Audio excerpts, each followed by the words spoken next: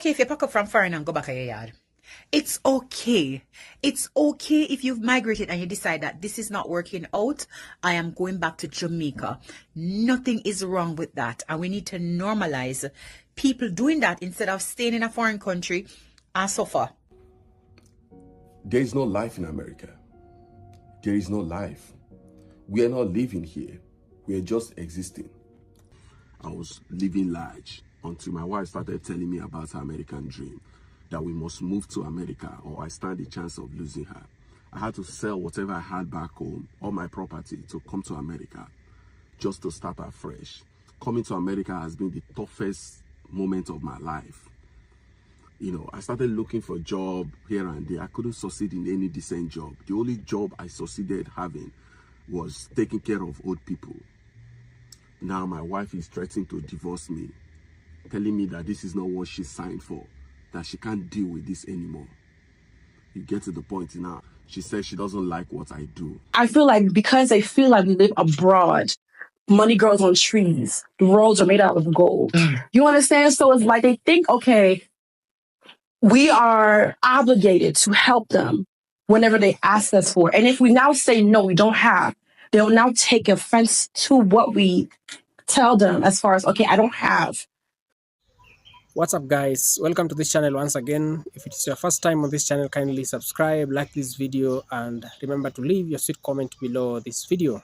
To my returning subscribers, thank you for always holding my hand, coming back to watch my videos. In today's video, I'll be dissecting or looking at one of the topics where by African brothers and sisters from Jamaica, majority of them have decided to go back to their homeland, that is Jamaica, and some back to Africa because life abroad is not a walk in the park. A Jamaican lady living in Canada who she is telling Jamaicans and people of color to normalize going back to their homeland because life abroad ain't a walk in the park. This is the video of the lady from Jamaica.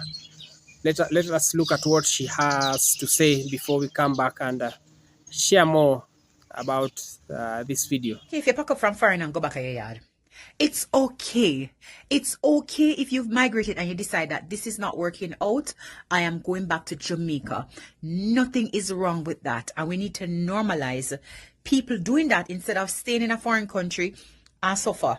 It makes no sense for us to stay in a foreign country if we're not doing well. And doing well doesn't necessarily mean that you have a house, you have a car, you have a good job. Doing well also means that you're not coping mentally. You're just not happy. It doesn't matter what you do. It doesn't matter who you're around. You're not happy. Now, the other day, somebody told me that, you know, somebody that we both know, that person decided to go back home. And I said, good for her. Good for her. Because if you're really not happy here, if you're not getting the kind of job that you want, you come to Canada and you just realize it doesn't matter what you try. It doesn't matter what kind of qualifications you have. You've gotten certified here in Canada. You have your qualification from back home in Jamaica. Listen, sometimes we have master's degrees and we can't get a good job over here. If you realize that you're not getting back to the status after 4 years, 5 years, the kind of lifestyle that you used to live in Jamaica, you're not able to do that in Canada or the United States, go back home. A lot of us come here and we leave house, we leave car, we left good jobs. Our kids were in private schools, the best of the best in Jamaica. And we come here and we're just not getting that standard of living. Even though you might have a job, you might, you know, be able to buy a house, but that standard of living that you had in Jamaica, that good job that made you feel like, oh, you know, you're actually meeting your targets and meeting your goals in terms of, you know, your career. You have to start all over from scratch. And sometimes even after 4 or 5 years, you're still not there. Let's normalize saying, you know what? There's no shame in it. I'm going to pack up and I'm going to go back to my home country because this is not working out. It's okay. There's no shame in it. Pack up and just go back home. Nothing wrong with it. Let's go pack up and come back home. Yes, guys, from what she has said, it is evident that life in America is not that easy. Majority of people just think that the American dream going there, it's just that easy. You get there and you get a job, you start earning, and achieve your dream. But it is not that easy. It entails working harder, much harder, in order to achieve those dreams. The people in abroad, that is in the Canada and the United States, are working hard. Sorry for there's a sound. There's a machine that is cutting tree somewhere here. Maybe the sound is not that clear. So I'm saying that life in the United States, in the Canada, in the UK entails, it's like a vicious cycle. Our brothers and sisters are working multiple jobs, 9 to 5. You find some are working 9 to 5, and then when they get back in their residential places, and they have to also at night go back to work. People are securing like 2 to 3 jobs in order to survive. They're working from Monday to Monday. They don't have even time for interaction. They are interacting less. They are sleeping less, and it's actually taking a toll on their health, because it's like you can be termed as a zombie, because you're working, you're not able to interact, you're not even able to have fun. When you want to have fun, people end up even getting into drugs or alcoholism in the name of fun. So some, because of some of these reasons, are thinking of coming back to their motherland. Jamaicans are thinking of going back to Jamaica, and there are some who are thinking of coming back to Africa. Our Nigerian brothers have especially done several videos. I've especially compiled several videos from our Nigerian brothers talking about this, on why they think life in abroad is not that easy. Let's look at some of these videos before we also come back for to share more or talk more about these videos. There is no life in America. There is no life. We are not living here. We are just existing. How can a normal human being work from Monday to Monday just to pay bills? And some people even have like 2 to 3 jobs just to pay bills. We don't sleep here in America. We only nap. I can't remember the last time I slept 8 hours straight. No.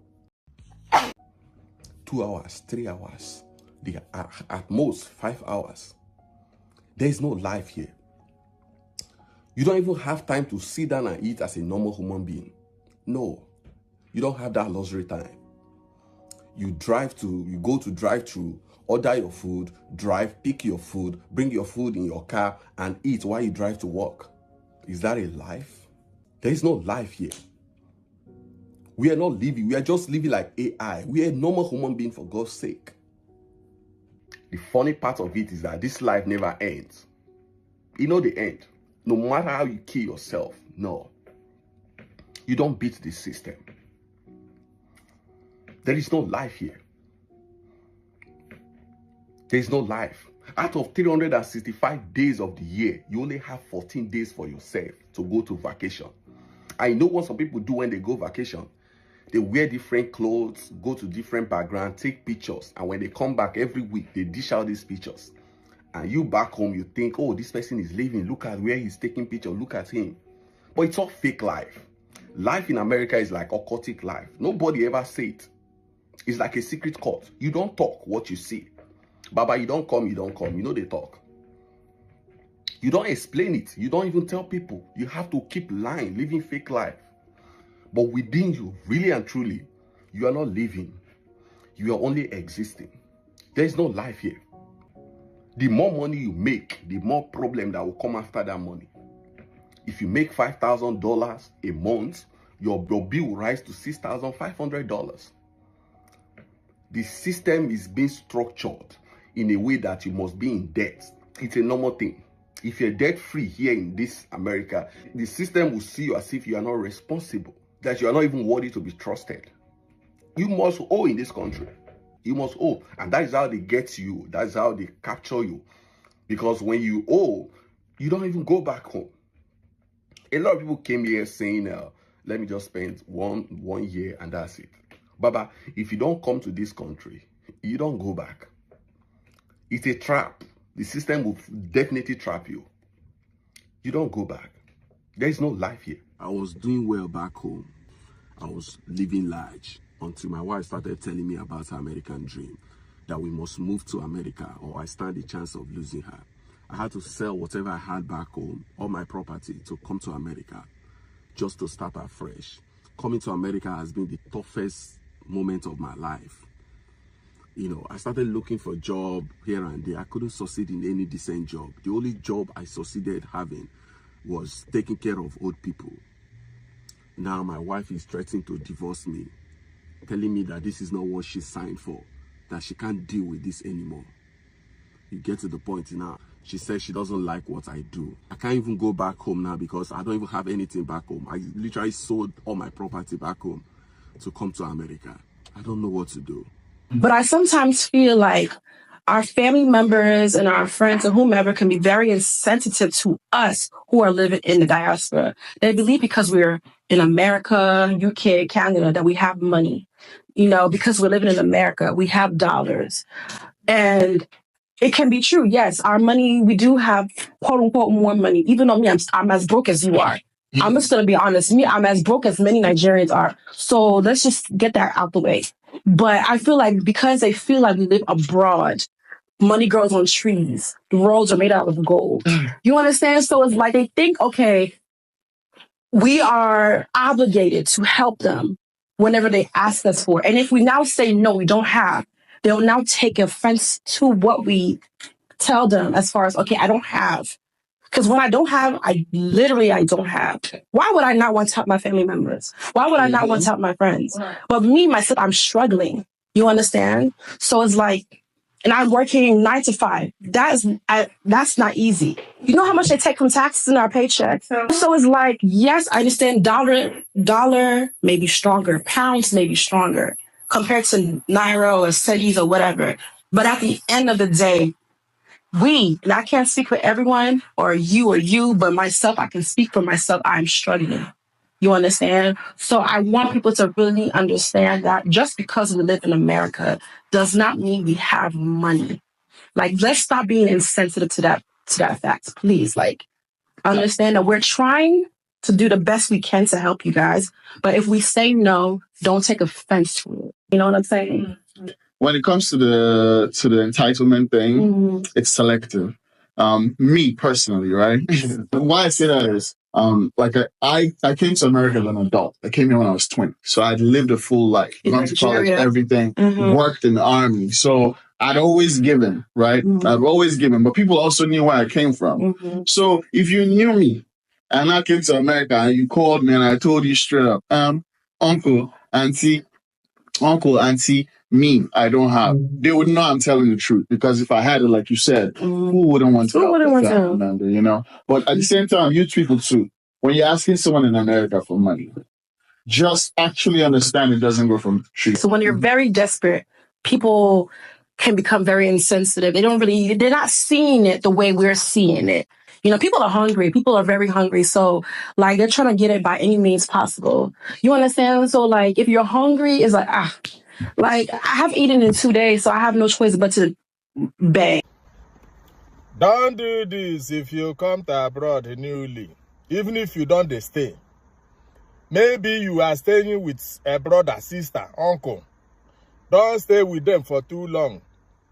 Stay with them for a month, 2 months, highest 3 months. Find a place to stay. If you keep staying with your brothers, with your relatives, most times, it will bring a problem. Two of you will start finding fault from each other. They will find a lot of fault from you. You will find a lot of fault from them. You will use milk. They say you use it too much.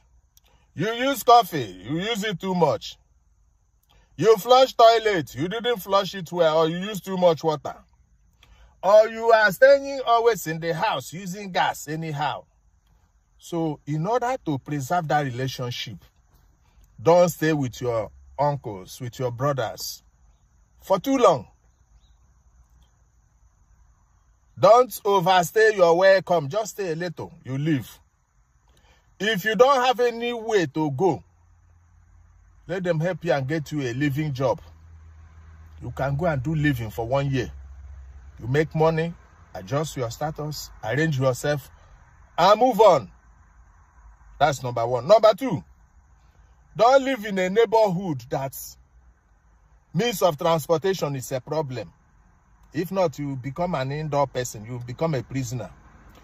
You need a neighborhood that you can access buses, train, tram, somewhere that you can easily move around, not where you'll be using Uber or Lyft. No matter how much money you have, you don't need that. You are just new. You need a neighborhood that even the neighbors will not put eye for you. Sometimes, so you go say, oh, they mind their business. Everybody's minding. They know they mind their business, so there is a way they will see you patrolling. They can report that illegal activities is going on there. Before you know them, they go begin to put eye for now. They go begin to want to know how many people they stay in this house and waiting they happen. So go to a neighborhood that looks like you, that you have easy movements. Do you understand? Don't stay in a neighborhood. You never buy a car. You know and every time. If not, you'll be indoor every time. You get one lady like that where we they work together. We newly come, we they work for one factory. The lady, they stay with this junior brother and the wife. We don't stay here already. So she told me, I said, don't stay there for too long. Go and get yourself a place. He said, no, sir. The husband go say they do hookup. I said, okay. Oh. Before you now play. You know women now, once they don't jam together, they get details. They begin to find fault to each other. They begin to find faults. One night, because we they work for nights that time, as she went home, you don't know where she puts her key. And now during winter, hey, knock, call. Nobody, they didn't open door for her. Now she know where he sleep that night. So after that episode, she told me to help her to get a place. I said, you see it? Your husband is not here. He won't understand what we are passing through. That was how she packed out of the place. But make I tell you now, self, she don't get boyfriend. You know some of these ladies, so women will come for conference. Some of them, their children don't even want them to come back. Because when mama was in Africa, the children go ask her money. Mommy go say, no money, this and that. He go give small, sometimes no go give. But now when she then Yankee, they send money to them. Anyhow, anyone they ask, laptop, school fees, runs, they give, he give. He won't come back. He say, here, they won't come. They tell her, say, mommy, no triumphs. Remain there. They have used you. They don't use you, do sacrifice. So the takeaway of this video is, don't stay too long with your relatives, a brother or sister. Whether you don't stay here, because that relationship, it go crash. Now, quarrel. And if case not taken, quarrel here, if you don't reach Ekema, if you spot something in future, maybe paper-wise or something. So don't do that mistake. Don't overstay your welcome. Don't stay in a neighborhood that's motto, no they easy. For you, accessibility of transportation, as person will come, you don't need it. Don't talk, say, I want my neighborhood, I want this. No be of our neighborhood. Go and stay where everything they easy for you. Another one, you know, if you no get in at all, go do living job. You stay there, make money. You know buy gas, you know drive car, you know pay house rent. You make money, organize yourself, and move on. One love. Yes, guys, you have seen our brothers from Nigeria. Majority of them are from Nigeria, talking about this. And as you know, Nigerians, I can term it, they are like cousins or brothers with the Jamaicans. Generally, just we Africans, we are like cousins with the Jamaicans, because, you know, during the slave trade, majority of the uh, the slaves who are taken to Jamaica, and majority of the Jamaicans can trace their, when they carry out some DNA tests, they trace their ancestry from these African, most of these West African countries. So these are some of our brothers and sisters from West Africa, and they have shared their views because they have been in America, and man, life in America, in Canada is not easy. You know, most of the countries of this, our countries in Africa and countries in Jamaica and the Caribbean in general, majority of them have less of these bills. For instance, if I can speak on behalf of our African brothers, in most of African countries, you don't have a lot of these bills. The only bill that you can have maybe is the electricity bill. And with some of these countries, I know Jamaica has currently prepaid tokens, and also Africa, most of African countries having prepaid tokens. So you can only pay, you pay to use your electricity bills. But this is not the same in some of these countries like the United States, where you are paying for the internet, you are paying for mortgage, you are paying for insurance. By the way, in some of these countries in Africa, insurance is not a must. Very few people have insured their properties because it is not a must. They don't make it compulsory the way some countries like the United States do it. And also things like internet connection. Not all people are connected to the internet, unless if you want to do it, you do it on a private basis, and maybe when you want to use it, that is when you can go and apply for it, or be connected with the internet. But this is not the same in the United States, because life is all about bills, people working to sort the bills, and also the mortgage. The mortgages are just way too high. You can work for so many years in order to be able to pay the mortgage. But when you compare with Africa, with just a few dollars, you can be able to secure a property and develop. The amount of the mortgage that people take it abroad to, in order to secure their properties, you can secure like a third of that money or half of that money. You can purchase a very huge parcel of land in Africa or in the Caribbean and be able to settle well.